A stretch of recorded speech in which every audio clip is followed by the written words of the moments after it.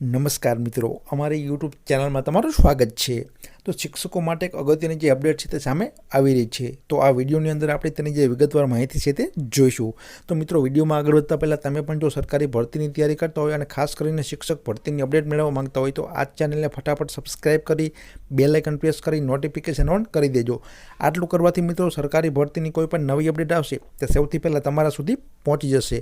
તો ચાલો આપણે આગળ વિગતવાર માહિતી જોઈએ। તો અહીં તમે સ્ક્રીન ઉપર જોઈ શકો છો મિત્રો, રાજ્યની શાળાઓનું મોનિટરિંગ કરતા BRC એટલે કે બ્લોક રિસોર્સ સેન્ટર અને CRC એટલે કે ક્લસ્ટર રિસોર્સ સેન્ટર કોઓર્ડિનેટરની ખાલી પડેલી 954 જેટલી જગ્યાઓ ભરવા માટે રજિસ્ટ્રેશનની કાર્યવાહી પૂર્ણ થયા બાદ કુલ 8120 જેટલા શિક્ષકોએ રજિસ્ટ્રેશન છે તે કરાવ્યું છે અને રજિસ્ટ્રેશન માટેની મુદત પૂર્ણ થાય ત્યાં સુધીમાં મોટી સંખ્યામાં શિક્ષકોએ કોઓર્ડિનેટર બનવા માટે રસ છે તે દાખવ્યું હોવાનું સામે આવ્યું છે। તો તેથી હવે ડિસેમ્બરના અંત સુધીમાં ભરતી માટેની જે પરીક્ષાનું આયોજન છે તે કરવામાં આવશે અને આ પરીક્ષા બાદ ભરતી માટેની જે કાર્યવાહી છે તે હાથ ધરવામાં આવશે।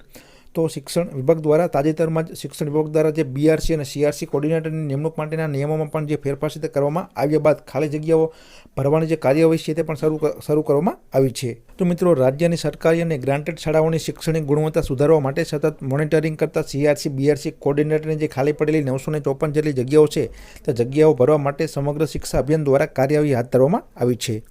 તો સમગ્ર શિક્ષા અભિયાન દ્વારા કરવામાં આવેલી જાહેરાત અનુસાર 1 ડિસેમ્બરથી 10 ડિસેમ્બર સુધી રજિસ્ટ્રેશનની જે કાર્યવાહી છે તે હાથ ધરવામાં આવી હતી, પરંતુ રજિસ્ટ્રેશન કરવાની મુદત પૂર્ણ થયા બાદ પણ અમુક જે ઉમેદવાર છે તેઓ રજિસ્ટ્રેશન કરવાના બાકી રહી ગયા હોવાનું જણાતા ઉમેદવારો છે તેઓ ઉમેદવારી નોંધાવવા માટેની જે મુદત છે તે મુદત 3 દિવસ લંબાવવામાં આવી હતી, જેના પગલે શિક્ષકો 13 ડિસેમ્બર સુધી રજિસ્ટ્રેશન છે તે કરી શક્યા હતા।